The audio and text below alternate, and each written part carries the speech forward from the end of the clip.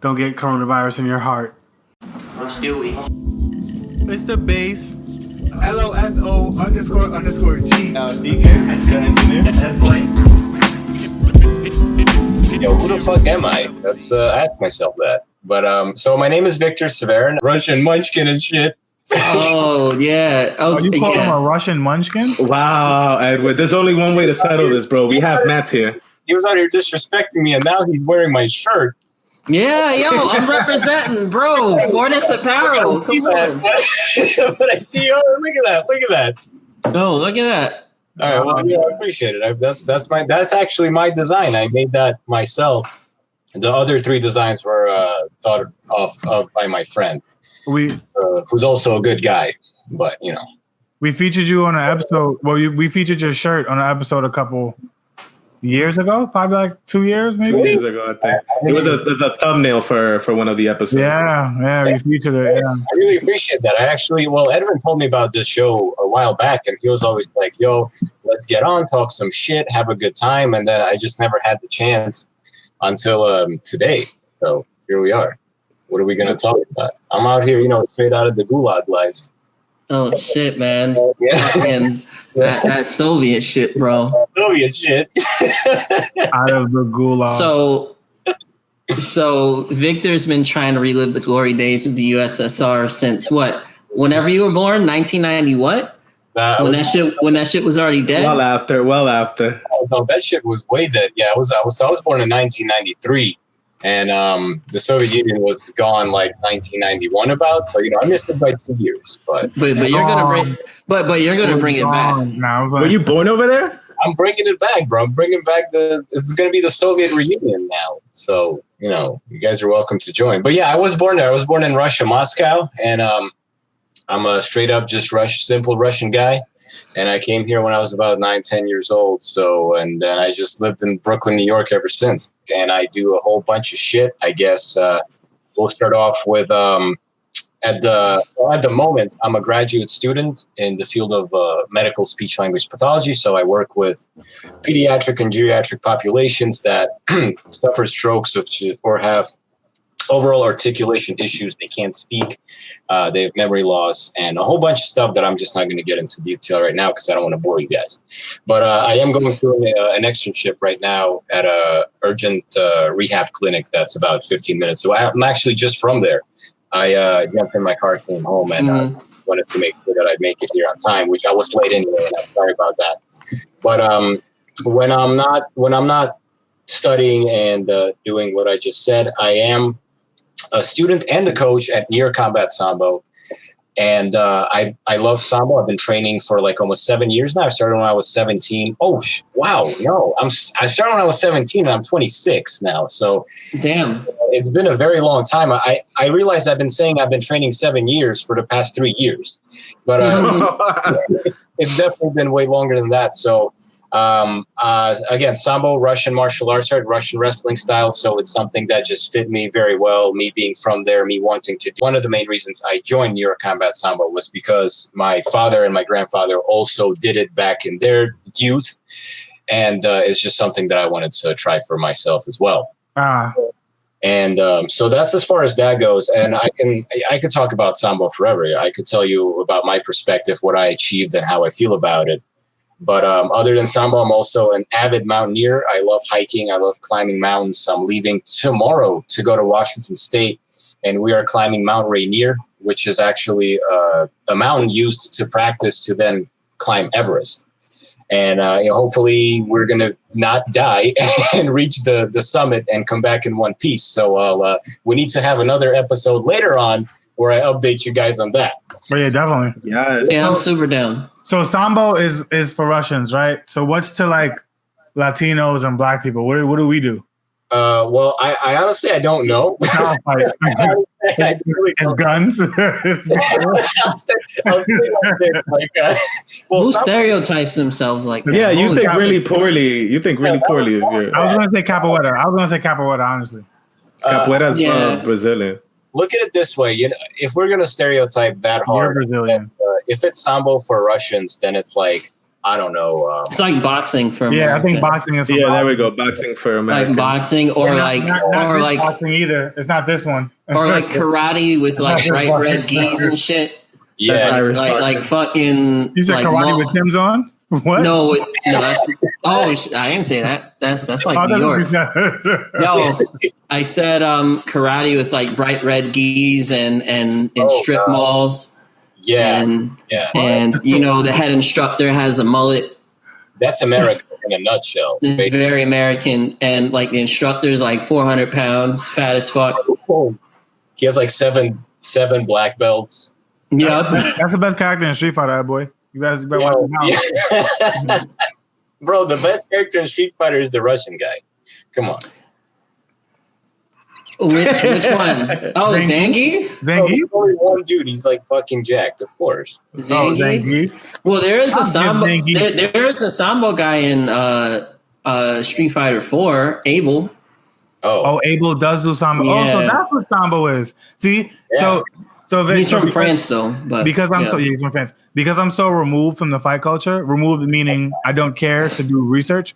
I use Ed Boy as a reference, and he tells me he connects it to whatever fighting game we ever played. Because somehow all the fighting games we play have some connection to to martial arts, like all the time. So Abel makes sense. Now I know that down quarter circle forward is the grab oh, flip.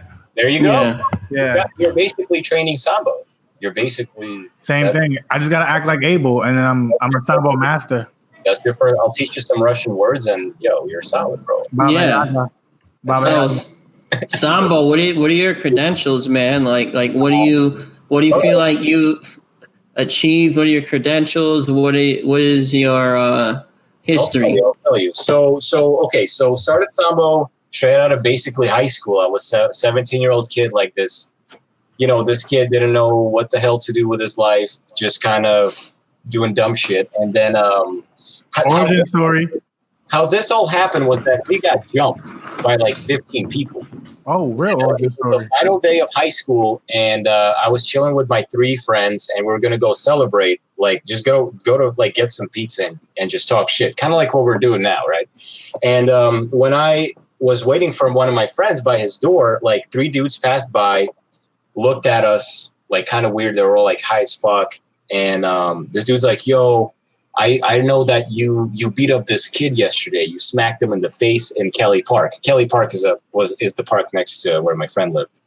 And I was like, "Dude, I have no idea what the hell you're talking about. Like, I was in freaking school, like whatever, trying to justify it, realizing that it doesn't matter. It doesn't. No, we're to beat you up, bro. Yeah, like we're gonna fight. Logical reasoning. That's how it's gonna go down." So these 3 guys, they pass by and they leave. I guess they do like a circle or something, and I see them moving like Round up the fellas. 12 more fucking dudes behind them, all around our age, 16, 17, like that. So they come up to us, and the dude's like, "Yo, like, don't lie to me. You hit the kid." Oh, and then apparently I also hit the dude's friend, and like apparently I'm out there beating people up, right? So the dude's like, "Yo, we're gonna fight, blah blah blah," and then he comes up behind me, and he's like, "Yo, I fucked your mom." And at this point, That was it. That was it. I'm like, you know what? I guess I'm just gonna get fucked up because I'm not taking that shit. So I took him and I did like some half-assed. Damn, bro, you better than me. I don't mean to interrupt, but I would have took that and dipped. Fuck out of here. I 15 would dudes. have fought the first 3 kids and got that out the way and Dude. made my way out the neighborhood, bro. Yeah, no, exactly. We could Go ahead. No, I would have dipped. I've been in that scenario. I would have So dipped ASAP. Yeah, I would have been like, why they Because asking? you know if they're doing the No, walk that's around, not they're why- coming back with more dudes. Well, Victor, It's not even that, man. A lot of New people- York. Yeah, no, that was like regular shit. Like people always like, "Yo, what you doing, yo? You I know who you are." I'm like, "Bro, I have no clue who the fuck you are." That's just people trying to stop. But whatever, he found out the hard way. Yeah. Finish the story, Vic. So you beat up the guy who said he had sex with your mother. Yeah, so here's the thing. We're behind us is like this, just these houses. So we can't go back and we can't go forward because we're literally like fucking surrounded. So I threw the guy and we rolled out onto the street where cars were passing by. Now, this dude ended up on top of me, and I don't know what the hell I'm doing. So I'm just kind of holding him tight so the other 15 fucking people don't kick the shit out of me. So his girlfriend comes up to me. This dude's girlfriend starts scratching my freaking eyes and shit with her nails. She's like, let go of my boyfriend. What are you doing? I'm like, what am I doing? I'm fucking protecting myself from not getting killed out here. I have my best friend Ray, he was next to me. He had this project in his hand, this architecture project that was like the final project. It took him the whole damn year to make it. Nerd. Before I threw the dude that said he was going to fuck my mom, I turned around to him like, yo, you got my back? And he looked at me, my best friend. He's like, yo, I got your, like, not even a doubt. And he drops the project on the floor. Oh. Starts fighting some other dude with like a pen. He took out a fucking pen, bro, and started stabbing dudes. He was like, I thought Project Boy was gonna run. Project Boy is with it. He's a savage guy. He's if you've been on my Instagram, you've probably seen him in all the pics. He's the Asian dude. But so we're fighting these dudes, and I'm getting jumped. I'm getting fucked up. Like, no lie, I'm getting kicked in the face. I'm getting kicked in my body. I'm getting punched. Whatever. There's just not enough of us to fight all of them. So my friend finally runs out, who I was waiting for, and he's a big dude. So he comes up to me, literally picks off these dudes and throws them around, picks my ass up and shoves me into the house, calls 911. The cops come, blah, blah, blah, whatever.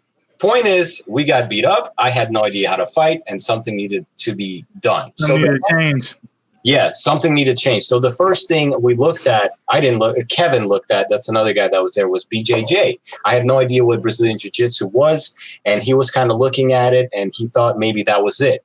But then my other friend told me about Sambo Steve, who you had on your show last time, and told me about New York Combat Sambo. So I took Kevin, and we came to New York Combat Sambo, these two 17-year-old fucking losers, basically. And who opens up the door is Edwin. I don't know if I'm sure you remember him. Tony Popola. Oh my God, fucking Tony. That's an interesting character. He comes downstairs. He opens the door, and Tony, he's freaking huge. So let's describe Tony. Tony is like this.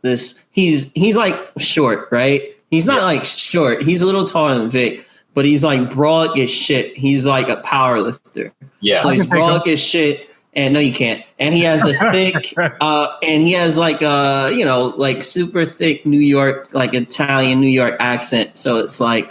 That's like, imagine that dude just opens the door and like he's out of chest. Yeah. Fucking Mooly. Nah. But here's the thing. When he came up to the door, he has cauliflower ear. So what that basically means is if you wrestle for long enough and if you have a genetic, ability, then your ear actually breaks down and gets all fucked up and looks ear tumors, basically. Basically, yeah. So he had that. He had his mouthpiece on his ear. He's freaking like, he's jacked. He's got all these tattoos on him. He opens the door, and I'm like, holy fuck, Kevin, what did we just get ourselves into? Get in here. Get over here. We make it up, and we're late to class, so we attend open mat. There was open mat on Sundays at the time, and I didn't even know who Steve was. I had no idea. So I'm getting taught how to do a hip throw by this other dude, and Kevin is getting taught how to do a double leg takedown by Tony. And then Steve finally comes up to us and like introduces himself and says, "What's up?" So after that day of training and talking to him and just going feeling out the jacket life and all that stuff, I'm like, "Yo, Kevin, I'm gonna do it, man. I'm gonna sign up." And then Kevin is like, "Well, you know what? I'm gonna do it as well." So we signed up on the same day. We got our Sambo jackets, and we were attending like. Literally the next day. We were there like I think 4 times a week. I think it was like Monday, Wednesday, Thursday night, and then Saturday and Sunday we would come. And we were there a lot. Like Steve would say, "Oh, the gym rats are back," right? Him, Kevin, like back to back, training all the time, sparring each other, just getting better and improving. And I remember this one very memorable workout. It was nighttime, cold as fuck outside, like winter day, snowing. And it was just Kevin and I that showed up. And this was absolute hell of a training session because how it started was, try this after this podcast. Stand up, put a finger down on the floor. In your butt? No, I'm kidding. No. You can put the other leg up. Put the finger on the floor and then walk around your finger while looking at it. for like a minute and 30 seconds or something. You're going to get so fucking dizzy. You're going to forget what dimension you're in, bro. So after that, Shadow Realm. Are these Russian drugs? Word. like Baba Yaga. a thing. So, He's like, none of this happened. He just took drugs and fucking made up the rest. but after this, Steve put on the timer and he's like, all right, wrestle. And what happened was I turned around and I'm like, I can't stand. But Kevin straight up just falls face first. Like you can imagine Kevin, he just drops to the mat face first. I fall on top of him and we start wrestling, right? So I'm trying to like get an arm bar or turn him over and it's like fucking impossible. Like we're dizzy as shit. So this continued on for the duration of the night. And that one night I will remember for the rest of my life as probably the hardest thing, one of the toughest things I've ever done in practice. But that was our introduction to New York Combat Sambo and to Steve. And that night I asked Steve, I'm like, Steve, do you think I'll ever be able to compete and win anything or at least place or get a medal? Because I didn't believe that I could, but he believed in me. And he said, yeah, man, you can do it. You just got to, just train up. So, and now going to Edwin's question, like what are my credentials and all that. So I would say my most, the ones that I will remember the most for the rest of my life, the ones I care for the most, and the ones I respect myself for, because I have a lot of medals, but the three I think would be United States National Silver Medalist, which was in 2018 USA Sambo Nationals. That was a really big deal for me because I always wanted to medal at a national level at a Sambo competition. And the first time I went, I actually got absolutely wrecked and I didn't place at all. I came in like fourth. But the second time I went, I trained up and I did win a match because there's two guys in my bracket. So I beat the first guy, tough match, and the second guy I lost by a few points. And I earned my silver medal. So it was really cool standing on that podium and finally achieving that goal. And my other one would be the two-time Arnold Sports Festival gold medalist, which was Edwin. Edwin was with me at one of them, I believe. Yeah, I went to the one this year too. Yeah, and Edwin actually is now also a two-time fucking Arnold gold medalist. So man, champs. Champ, back-to-back champs, and we have the photos hanging in the gym because I actually went ahead and ordered something that could be put on the wall, and we're there forever. So that's good. But that was also very memorable. That was one of my first competitions leaving the state. This was in Ohio, and that's like an 8-hour ride. The boys and I in the car, Steve behind the wheel. We're talking shit. We're getting deep. We're fucking making jokes. Whatever, It was just a good time. It was a good time. And those three medals I'll remember forever. But I have many other ones, like U.S. Open silver medalist in Shuaojiao. So that's like I believe a Chinese martial arts. That's it's jacket based, but you can only throw standing. And then I have a grappling. Edwin was there as well. What is that? The Good Fight.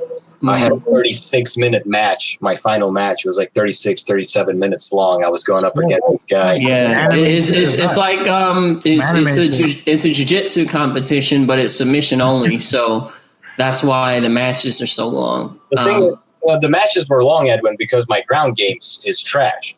So so the match. Well, apparently theirs was too. So yeah, so the match lasted so long because I was taking the guy down, but it wasn't doing anything for me, and I eventually got him with an armbar. So definitely a lot of competition stories. But my favorite one, which motivated me a lot, was it was at the Arnold, and I had a fever. I thought I was getting better from a flu. It's the flu game, the Michael Jordan flu game. A flu game too. This guy's amazing. That COVID shit. But I think this was 2015, I think, or 17. I forget now. But I was wrestling this dude. We had two matches together. And the first match I did pretty good. I won by a few points, but then I realized I got to go up against him one more time for the gold. And now he knew my game plan, and I was weak. I mean, I was feeling like shit. I felt the fever, like dry throat, shivers. I was feeling like shit. I was feeling like I want to lay in bed and not deal with any of this Sambo right now. But I stepped up on the mats, and we had a full out match for the duration was, I think, 6 or 8 minutes at the time. I don't know the old Sambo rules now. I forget them. But I came out on top with like a last minute fireman's carry, which is a move, which was one of my favorite moves. And I half-assed it because I just had no strength to even do it correctly. But I got that extra point because my opponent landed on his shoulder blade, and I got the point for that. And after that match ended, and we were, the referee took our arms and he raised my arm up. That was just such an amazing moment to feel that, holy shit, I just overcame pretty much the impossible, at least for me at the time, where I was able to fight through the flu, through the fever, and still win the match. And that was my gold. That was one of my first gold medals at the Arnold. So I'd be so upset if I lost to a guy who had the fucking flu. Yeah, yeah, man. But it's all about just digging, deep inside and finding that inner motivation, I guess, right, to just keep going. And this is something that repeats across all aspects of life. It's not just Sambo. It's just education. Going to class, going to work, working on your relationships, working on your friendships. Like things will get rough, like shit will get tough. And it's obviously our job to find that inner, whatever it is for you to unleash and overcome that. So that's as far as my Sambo career goes. But shortly after my nationals silver medal, I started coaching. I coach once a week at New York Combat, not at the moment, but on Saturdays, that's my day. And Edwin's been to my class many times, and all the guys have really. And that's what I've been doing for the last few years, because I also got into grad school at the moment, and I just could not train, compete, go to grad school, externships, and coaching all at the same time. That I just did not have the time in the day to do that.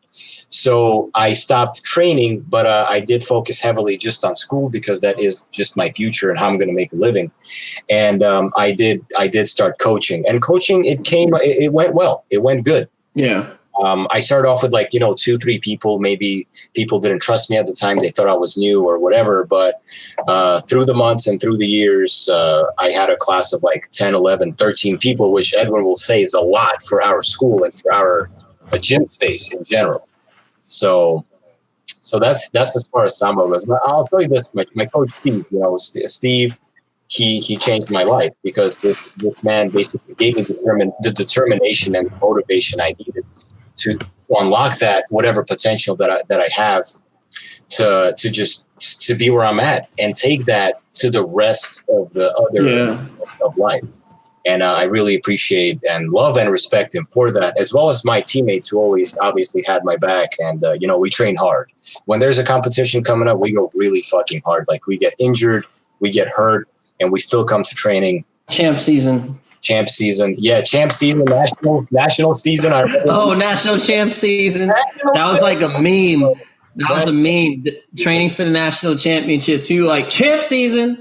Yeah, man. Like unprompted for no fucking reason. Even when it wasn't appropriate. Yeah. You also get another medal, Vic. Coolest Russian ever.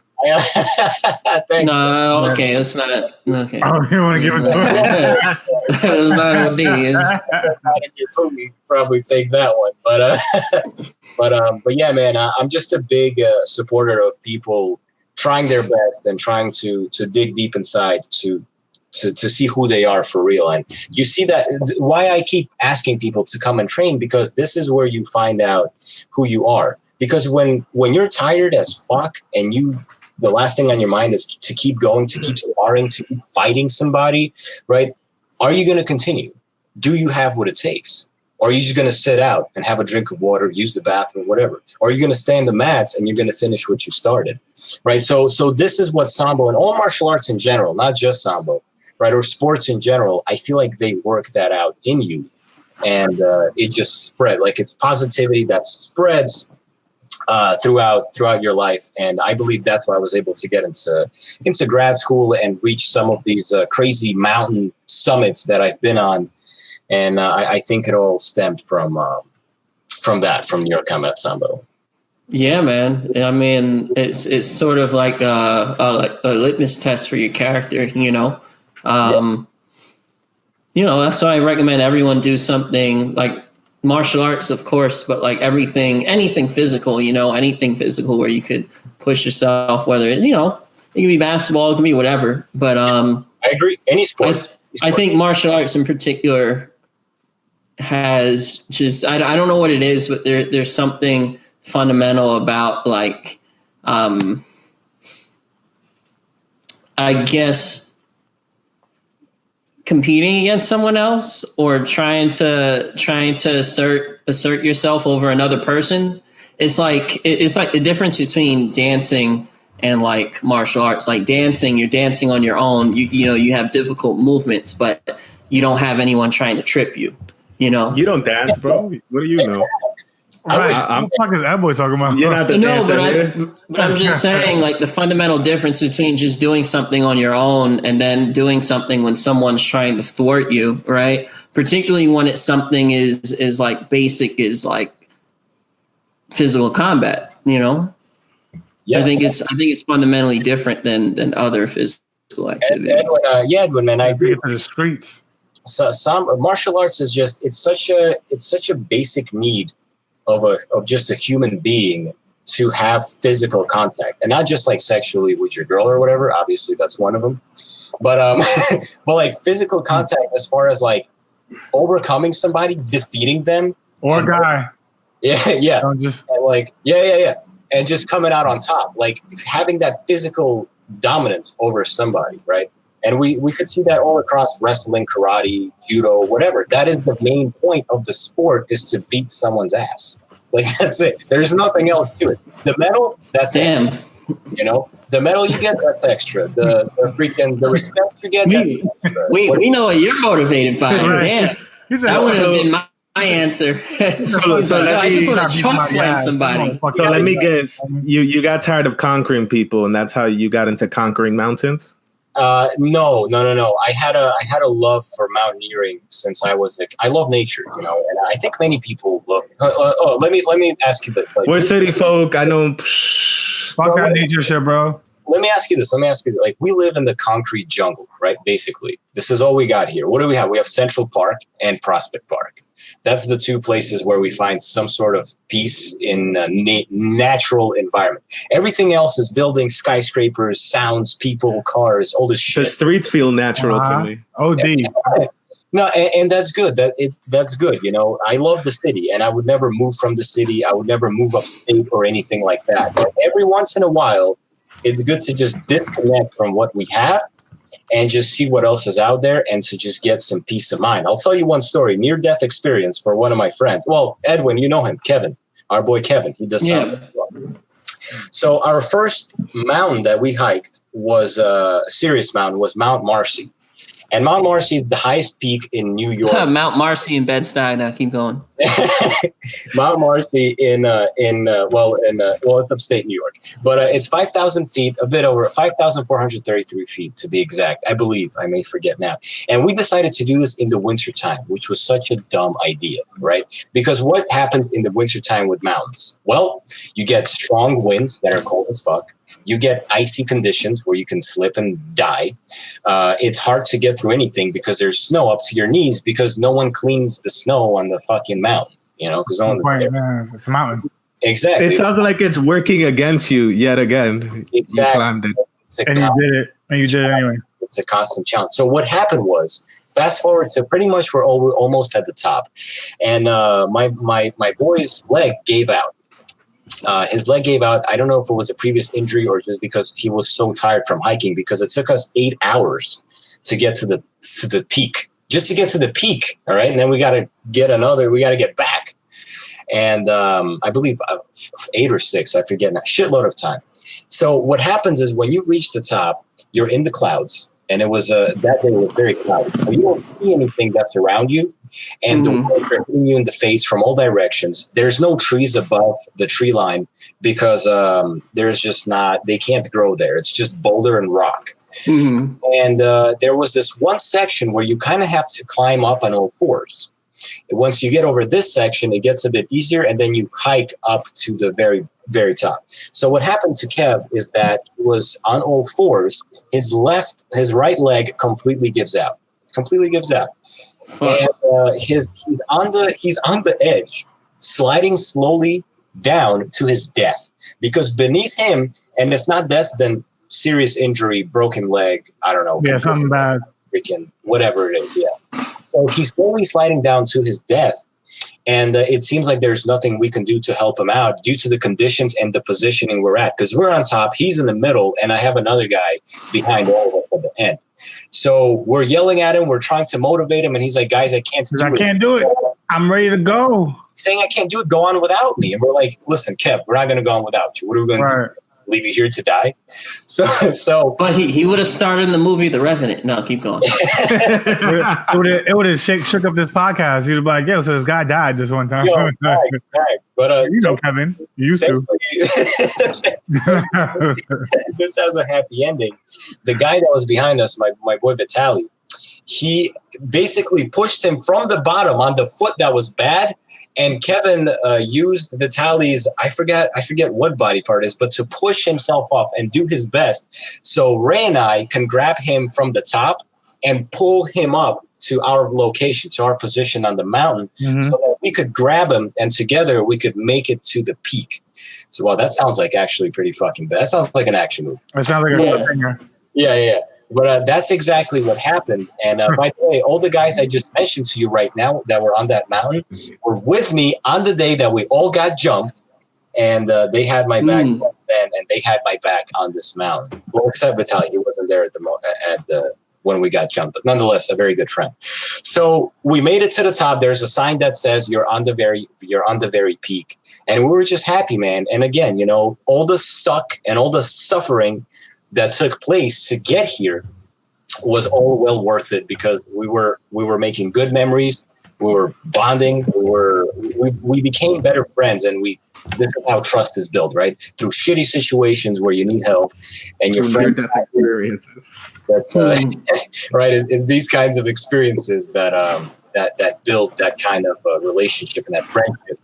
So I suggest all of you test that with your significant other or your close friends. You take them up onto a mountain and you see how they react. Yeah, the base mountain climbing. No, but you gotta fuck up their leg ahead of time. That's fuck up their leg, because then it's just normal. You gotta, He's trying to put us in ice bath, samba, mountain climbing, put our finger on the floor, spin around, get dizzy. This is my. Are you gonna try Everest? Man, I really want to try Everest. The biggest problem with that for me is financially, because apparently that's money. You got to pay between $40,000 and $60,000 to climb that shit. Why? Because you're paying. So you can't go without guides, right? You're getting guided up there, and you have so much gear and equipment that you can't carry it by yourself. So what they do is they hire the locals, and they carry your shit for you. So this has become a commercialized business. At this point, it's not even you challenging yourself, trying to achieve something. It's everybody else doing shit for you, and you're just walking up this mountain. It's a scam. Can you keep up with the locals? That's pretty much it. Can you keep up with the locals? It's a scam. So the locals just be traveling the mountain all the time. Oh, dude, the locals are fucking savage. First of all, Why are you so slow, buddy? Yeah, they're born at that high altitude, right? So their lungs are just made for this savagery of going up and down this freaking Mount Everest. Yeah, to breathe it, yeah. Like it's a walk for us to Central Park, through Central Park, So I don't respect that, because you as a tourist that's going there to hike it, to climb it, what are you getting out of it? Everyone carrying your shit, everyone pushing you on, everyone, when you're feeling down and you're feling tired, they literally pick you up and push your ass up the mountain. Say, climb mountain, climb you. And yeah, exactly. And then they put this oxygen mask on you, because you can't breathe. It's something called whack zone. Yeah, it's something called the death zone. And to get all the way to the top, you need to put an oxygen mask. And for that, you need oxygen tanks. And guess who's carrying that? Not the villagers. Exactly, not you. Avatar. So, exactly. So who's really being respected here? Not. Yeah, fuck that, bro. Don't do that shit, though. Dude, there's people that go there, and these are like privileged fucking people from like the UK. I think this was a couple or some shit. These dudes brought a table with them, a fucking portable table, And so when they get to the top, to a safer zone, they could set up a fucking dinner on this. Ah, I feel like I saw that. I feel like I saw wow. Yeah, with like teacups and like old as shit, and I'm like, and they're not carrying it. They're not carrying their own weight. they made somebody else do it. That's fucked up. Disrespectful. They are carrying their own weight, which is the only thing they're carrying, right? Everything else is carried by the other. So I don't appreciate that. I don't respect it. And I get it. You know, money is made. The country is poor, and maybe the money goes to a good cause. I don't know. But like, if I'm going to hike it, I don't want 20 people helping me out. I think that's kind of whack. But my goal as of right now is to hike the mountain that we're leaving for tomorrow, which is Mount Rainier. And I've been there before. I was there 2 years ago, and we could not summit because when you get above a certain elevation, it turns into a big glacier. And glacier is basically a bunch of ice, but it also has crevasses. Crevasses are just big openings in the glacier, which you could fall into and die. So Wait, did you just pronounce crevices crevasses? So, dude, Oh, is that what you were saying? You were saying crevices? we were saying it wrong. It's not. I thought it was crevice. I was actually told on the mountain that I was It's crevasse. It's by, crevasse. by the park rangers, and it is in fact a crevasse. Haha. Oh, nah, they're trolling you, bro. Keep going. They're trying to seem they're pretending. Nah. I don't know, but Ho ho ho. all of that. But so basically, Gonorrhea, not gonorrhea. what's going on is that when you have this big hole, the only thing, the way to cross it is they put a metal ladder on there and a plank of wood. So the only thing that's protecting you from falling to your fucking death Is a is wood. a ladder and a piece of fucking wood. They do this. Yeah, they do this to preserve the environment and to not ruin it to ruin it as least as they possibly can. But fuck my life though. Right? It's Yeah. like an RPG solution, son. Like get the ladder, put the wood. You know, he's cross it. playing Death Stranding, basically. It's like that, man. And what happened was on the day that we were supposed to summit, the sun came out, and the trails up there, they change all the time because there's no specific trail. You're walking on ice, and it melted a portion of it. So we actually could not continue on to the summit, and we had Crevasses. to we had to turn back, man. And that was very disappointing, which actually is very fitting because the part itself of that mountain is called the Disappointment Cleaver. And that's when people turn back because of such conditions. So we're going to try again this week, Saturday and Sunday. So pray to God, pray to whoever, say a few good words, and just I hope we make it up there, man. I really hope we do. Man, that's dope. That's dope, man. Yeah, man. Stay Don't safe. Victor, Yeah, don't man, make this please an stay RIP safe. episode, please. Yeah. No, I just spoke to him. We were just talking to him the other day. Like I don't. I hope this is not my final interview, you know. But yeah, so that's just my life, you know. I like doing these things. I like to challenge myself, and it's what I try to educate others on doing. I think everyone at some point in their life should try their best to step out of their comfort zone and try to achieve whatever they think is impossible, but they want it. You know, You skipped the part where you fought Baba Yaga. Yeah, you're right. Well, it's funny you mentioned that because I was also on John Wick where Baba Yaga was actually included as well. I had a small scene again thanks to Sambo Steve. But if you watch the latest John Wick movie, which is not the latest anymore, it's pretty old. There's a Sambo scene, and you actually see me in it. Yeah. That's pretty exciting as well. Is it the one on the rooftop? No, man, it's the one where he walks through the gym, and there's dudes doing Sambo right in front of the camera, and I'm the coach in the blue jacket watching over two more guys that are doing Sambo, which is so funny because one of the guys I'm watching over is actually the guy that beat me at nationals, which is why I got silver, not gold. So Yeah. small world, man. Everything just somehow freaking fits together. I can't explain it, but that's just my life. And yeah, I honestly feel like I've been talking forever. How long is this episode? I mean, however long you want it to be, man. I mean, It's a different mountain at the base. What's that? It's a different mountain for the base. Wait, what? The base? All It right. was a bad joke. It was a bad joke. Forget the joke. We're just gonna throw that joke out. Cut. oh man. So yeah. Oh no, my bad. I was gonna ask one question. Are you in a biker gang? No. Are you sure? Because I found evidence. I do ride a motorcycle. I love motorcycles, and I Yo, have. he dresses like those guys in the first Pokemon, and then they would stop you, and they would always have like coughing and shit. They would have coughing and wheezing and shit like that. I'm like, fuck these guys, but yeah. I'm not in the gang, but I do ride, and it's been a new hobby of mine. I think this all happened because of COVID, and I've just been bored out of my fucking mind. But I actually bought a motorcycle from one of my teammates, Andrei, who Edwin, of course, you know him. Oh, Russian plant, but all right, cool. Another Russian guy, and it was just such a pain in the ass to get my license because to ride a motorcycle in the state of New York, you need to pass the MSF, and it's a 2-day course where on the first day you learn the basics, and the second day you are given a test, a riding test, and a written test. So my first day was fine. It went fine. But when COVID hit, my second day was postponed for like 3 months. Right. So we were kind of just riding illegally. You can say that. But when I finally got all my stuff, I was very excited about that. We fixed up the bike, and yeah, man, we hang out, we ride, we go on group rides, we ride at night. We went on a really fun adventure. We went camping, moto camping, I guess you could say, where we went 100 miles up into the Catskills. Mm-hmm. We took this dirt road, and it's like you're on your motorcycle, you got your gear, you're on this dirt road. It's just fun, I mean, you get this like adrenaline rush of some sort, and you're just having a good, with your friends on your bike. It's different than from the car, because let me tell you this: when you're on a motorcycle, you're going 25. It already feels like way faster than anything in a car. It feels like you can die.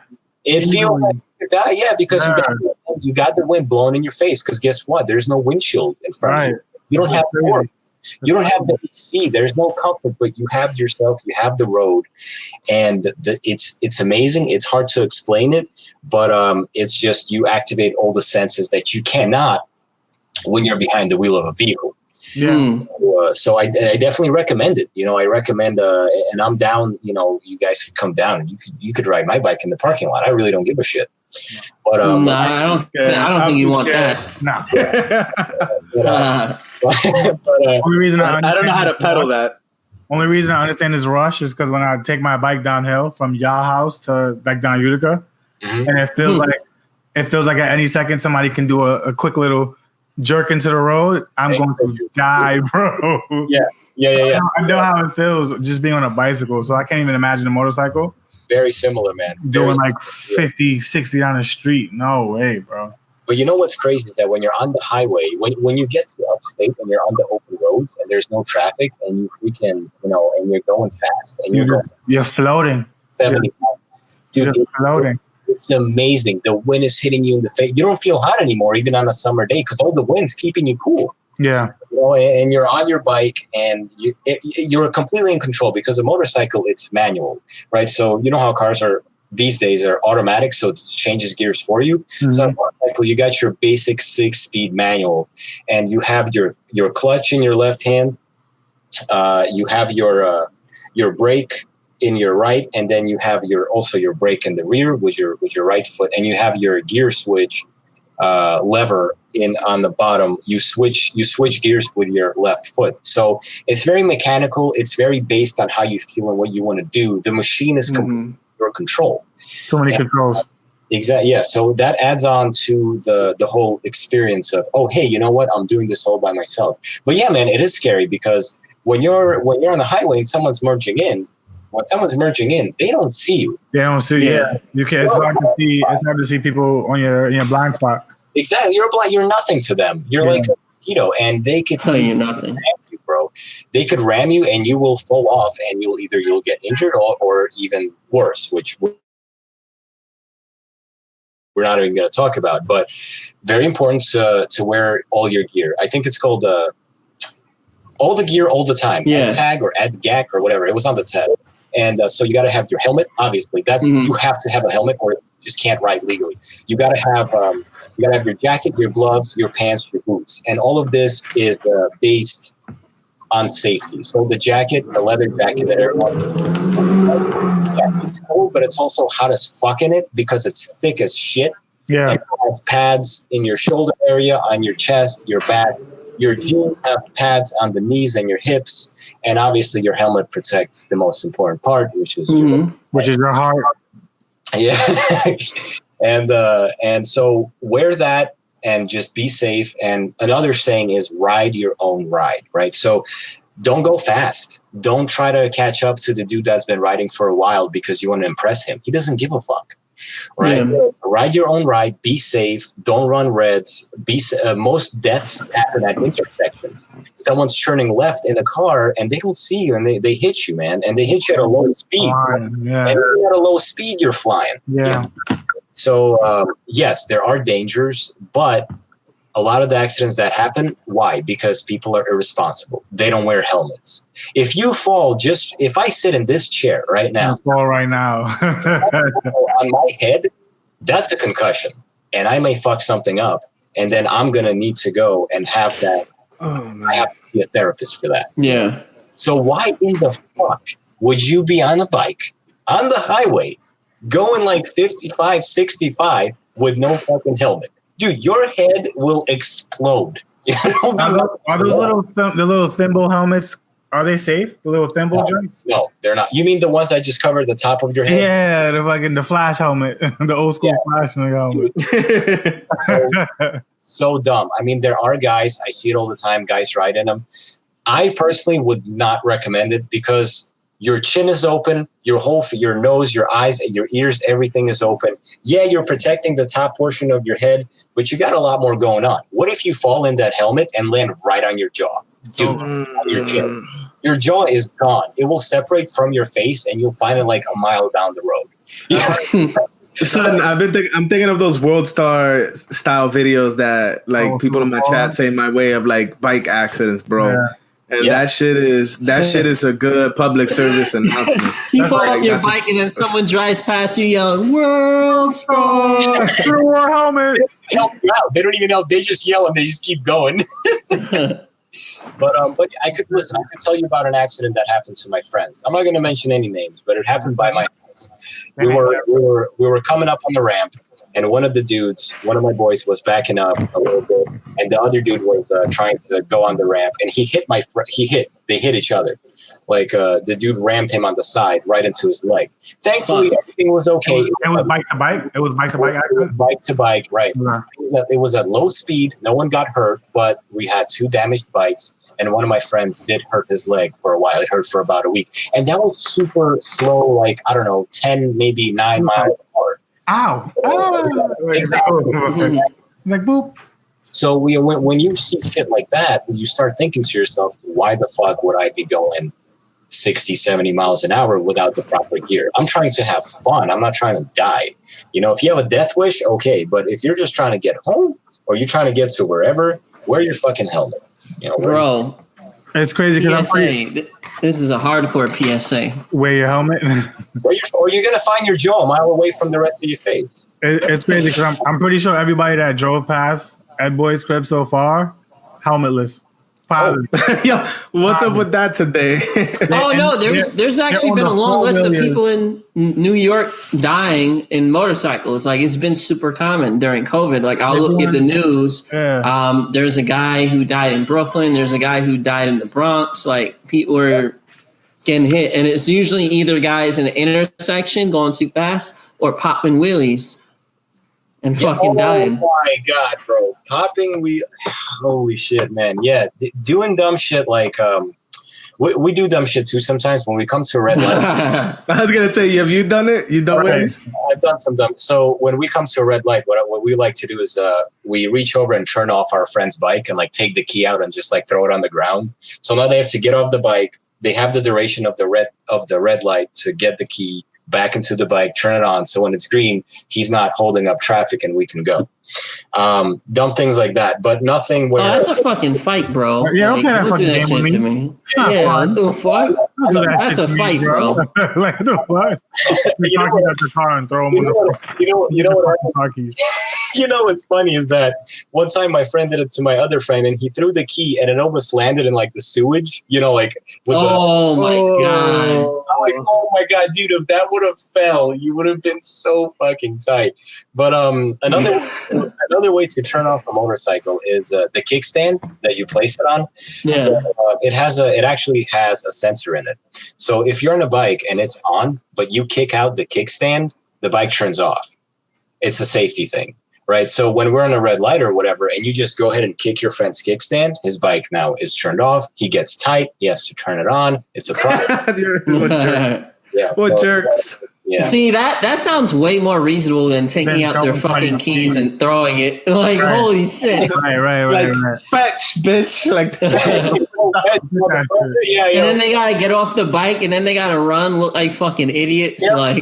That's the thing, though. That they look dumb. You know, they look dumb in front of traffic and people, and then somebody in the car might get upset that they're holding up traffic, and then you guys get jumped again, and then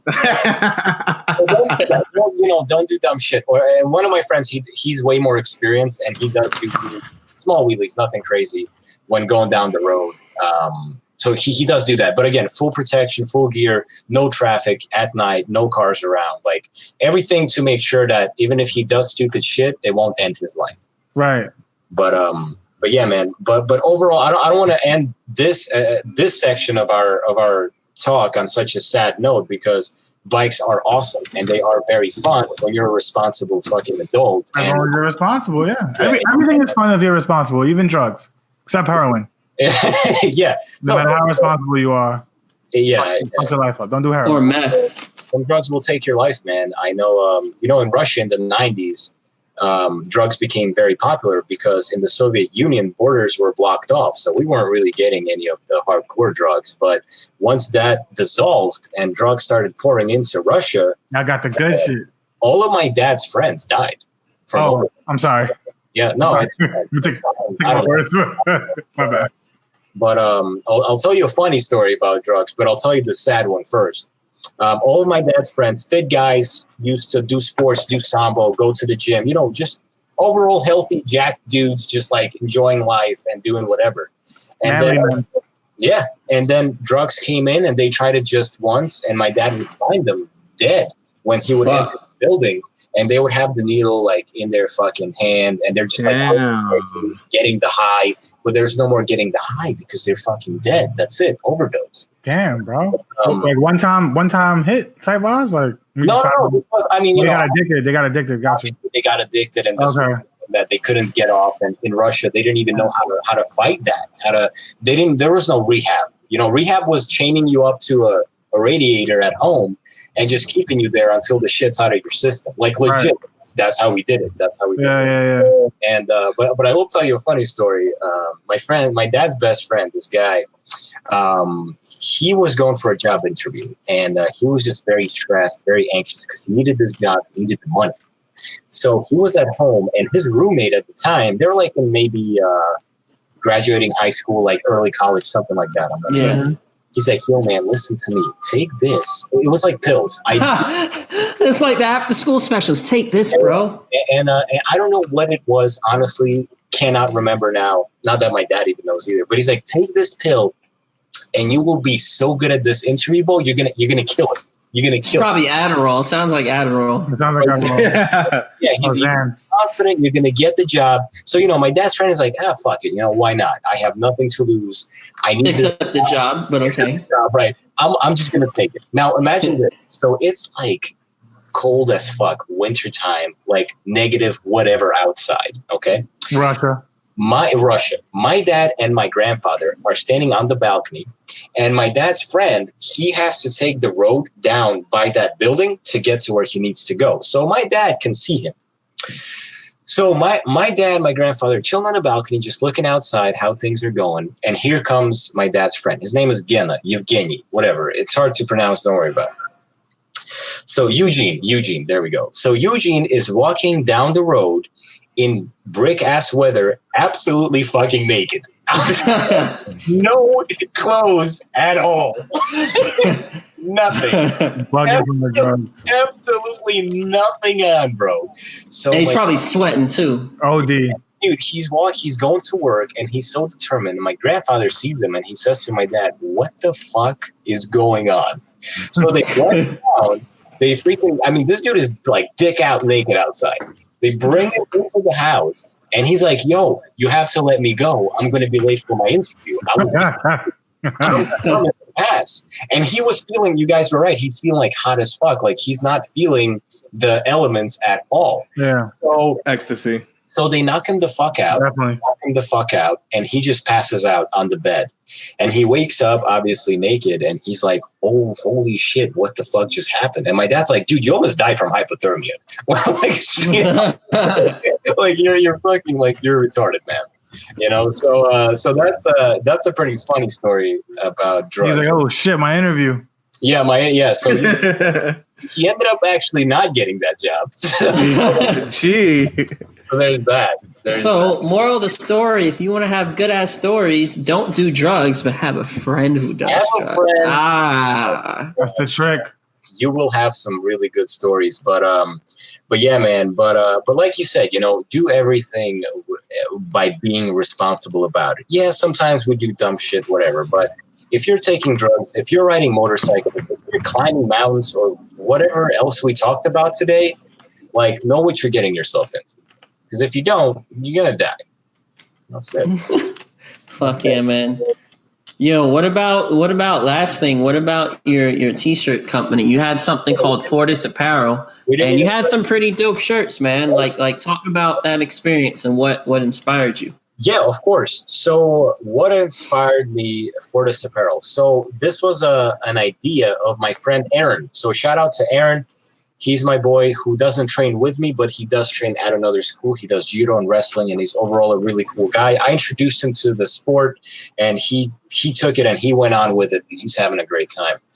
But Aaron had an idea where he wanted to sell shirts because we both thought that there's a lot of BJJ stuff out there, you know, or whatever, a lot of wrestling stuff, a lot of everything that's not Sambo related. Yeah. So we were like, hey, man, why don't we come up with Sambo designs and give that to the U.S. market? See how it does. You know, obviously the Sambo market is very small in America because, well, first of all, no one knows about it. Second of all, even if they do, are they going to buy the Sambo shirts or not? Right. So we gave it a go. We made a website, opened up our bank account for the web, like everything that you're supposed to do to have a business, right? An online business. So we did all this stuff. And then the most important thing was the designs. So what Edwin is wearing, the Kurtka Life, so that just translates to jacket life, right? If he just shows it real quick. There we go. Say it again. It translates to what? Jacket life. Jacket life, got you. Yeah, so jacket life, because obviously Sambo, you got the red and the blue jacket, and you use the jacket to throw your opponent to do whatever it is that you want to your opponent using it. So that design was mine. I drew it out. So that's actually a mat. That's a Sambo mat. You have the red portion, which is you can't be on that mat during competition time. In that area during competition, you get points off or you get a warning. And then there's the yellow portion, which you can, in fact, wrestle on. And then there's also some mats have a blue portion, which is the rest of the shirt, actually. So, okay. Yeah. So it's like that. So it's a pretty cool design, in my opinion. And obviously, you have one guy doing a massive throw to the other dude. I honestly already forgot what it even is. I think it's a hip throw or a shoulder or something like that. Something really big. And I drew that out. I sent it to my friend, and we both liked it. And so then I went on, what is that website called where you pay people and they just like write essays for you or like draw shit for you? I forget what it's called now. MySpace. No. I forgot. Is it what? You froze. I don't know, man. I don't know. But I found this artist and I'm like, listen, I drew it out like this. Obviously, I'm not the best artist. I want you to just fix it up for me so it looks presentable on a shirt. How much did you charge him? Or how much did you charge you? Oh, it was nothing. It was like maybe $10, $15. It was literally so little. Yeah. So he sent it back. He sent back like 4 templates. We chose one of them, and that went on the shirt. And there are 3 more shirts in that line, which are related, one to Greco-Roman wrestling, which is another thing that's overlooked in America. No one does Greco-Roman wrestling, right? That's just wrestling where you could only use your upper body. You can't attack the legs. And there was another shirt, which was just like this motivational quote, which I actually already forgot what it was, but it was the idea of my friend Aaron. And I believe there was one more, which was Fiverr.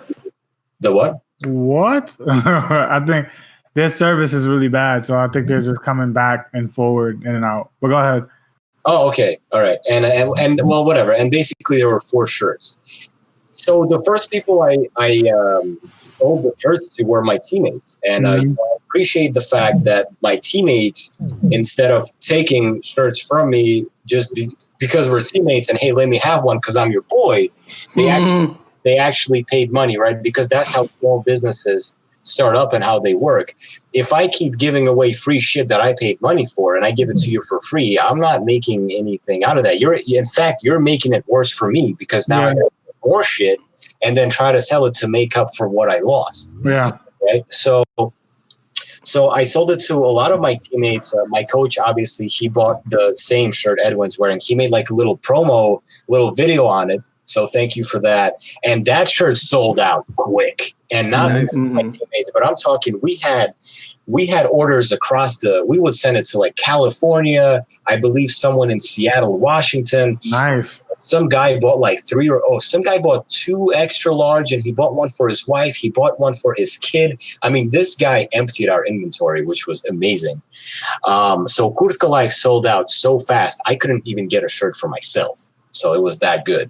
And we did make good money off of that. And it feels so good when you have your own business and you're literally making money without doing anything because you already done the doing part. The hard part, yeah. Creative part. You're looking at your phone and it's like, oh, hey, $210 have just been like transferred to your account. Right. It's like, oh, fuck yeah. And why is that? Oh, because people like our shit. For sure. And they bought our fucking product. And yeah, this is amazing. Hey, boy, I'll fight you for your shirt. And Sambo match for your shirt. All right, let's do it. Guys, what's funny is that, so I'll get to that soon, but let me just continue on with that. So it feels good to achieve that where someone wants to buy your stuff. So we sold out on most of our shirts. And it started off very locally with just teammates, with people that know us, people from other schools. And then it went nationally, and people were like the power of social media, right? It was getting shared on Facebook, on Instagram, wherever the fuck, right? Yeah. And, people were looking and people were buying, and it came to a point where at a certain point we sold out of most of the stuff, and we needed to do like a new batch of shirts, which again the same one Edwin's wearing, but something happened to the person we basically got the goods from, who made the shirts physically. They wanted way more money than what it was before. They found out you was a gold mine. It was like, nah, it's in this bread, bro. And they wanted way more money that we just did not have. Money we did not want to spend to expand, because financially it would just be a mistake. So what happened was we sold everything we had, almost.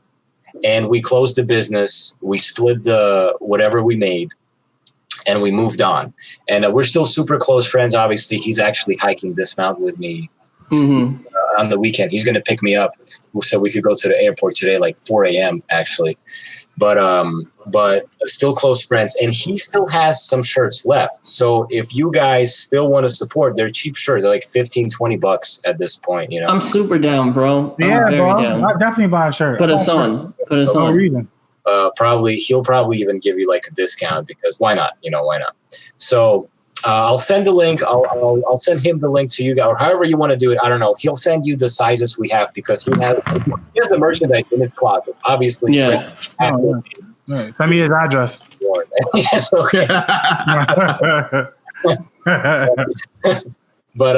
yeah. So that was that, man, and so that was the shirt business. And are we going to come back? I don't know. Probably not. That could be a thing. That could be a thing. You know, a lot of businesses sort of operate. It's not their main business, but a lot of people make limited edition things. Like they know that they can make a certain like niche product, right? That has a certain dedicated audience. They sell out and then they wait and then they come out with a new one wherever the fuck they feel like it. Like a new base shirt. Yeah, and it's good because it's like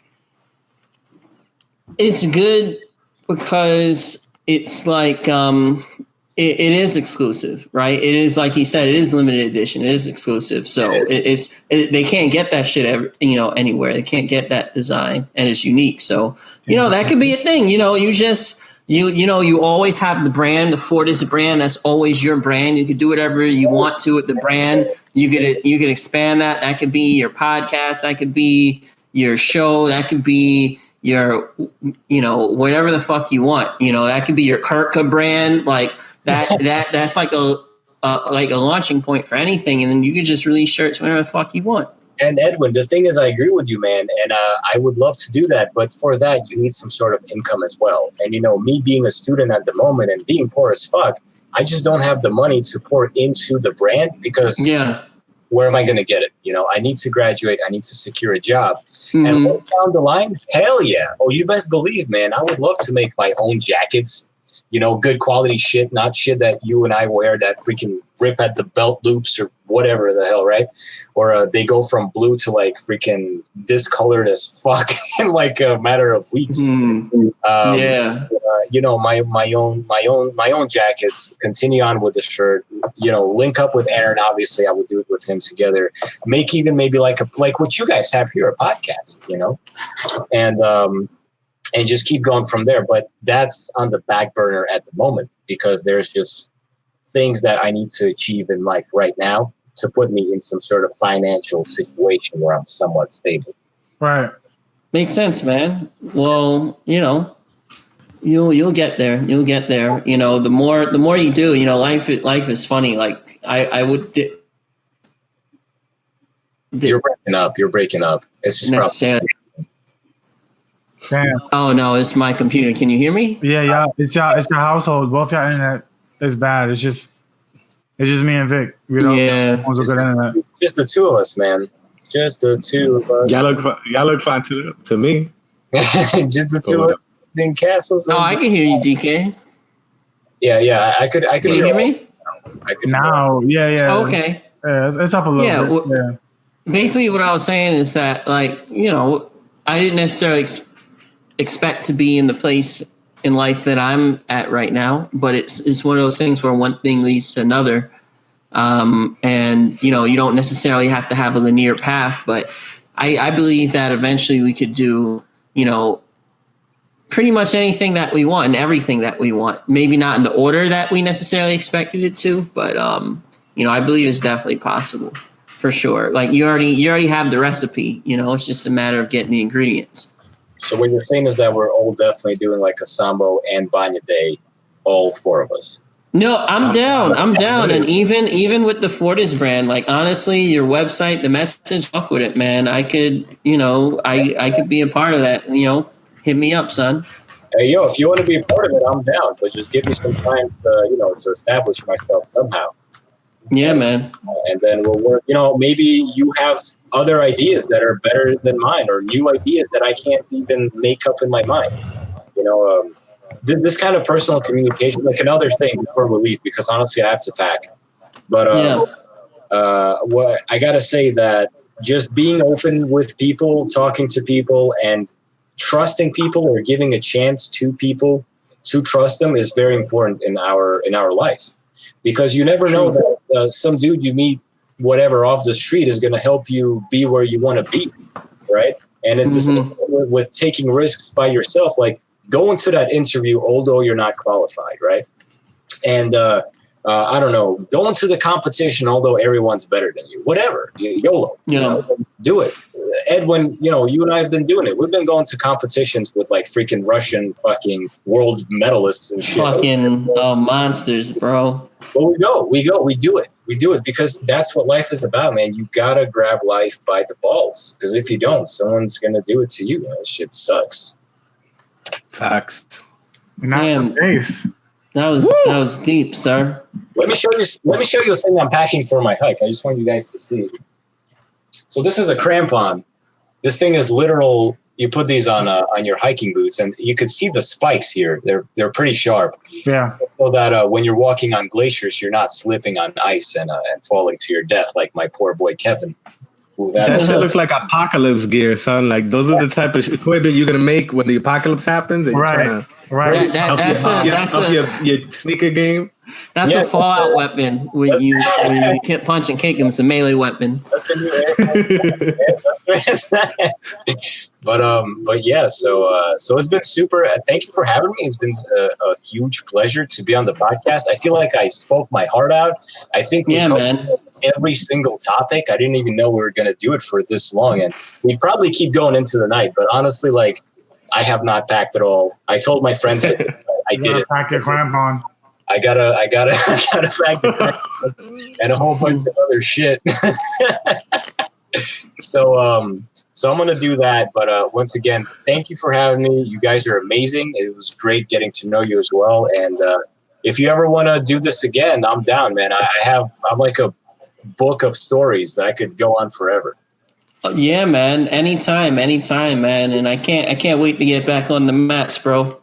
Oh, facts, man. When we get back on the mats, that's gonna be good. Can't wait to hit the mat. Oh, you can't wait to, oof. Hey, yo, is national champ season. Is this the return? Bro, it's strap season.